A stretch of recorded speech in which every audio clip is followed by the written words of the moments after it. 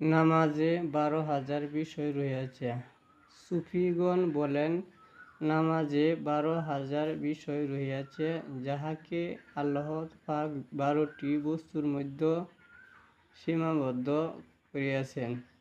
নামাজ পরিপূর্ণ হওয়ার জন্য ওই 12টি বিষয়ের প্রতি লক্ষ্য রাখা একান্ত জরুরি। উক্ত 12টি বিষয় এই: 1. এলেম।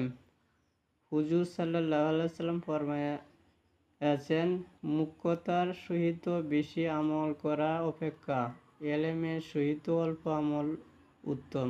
2. ওযু করা। 3. পোশাক। 4. সময়। 5. কেবলামুখী হওয়া। 6. নিয়ত করা। 7.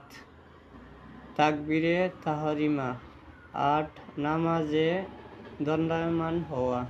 9. কুরআন শরীফ পড়া। 10. রুকু করা। 11. সেজদা করা। 12. আত্তাহিয়াতু পাঠে বসা। এইসব কয়েকটি পূর্ণতা লাভ হয় ইখলাসের দ্বারা।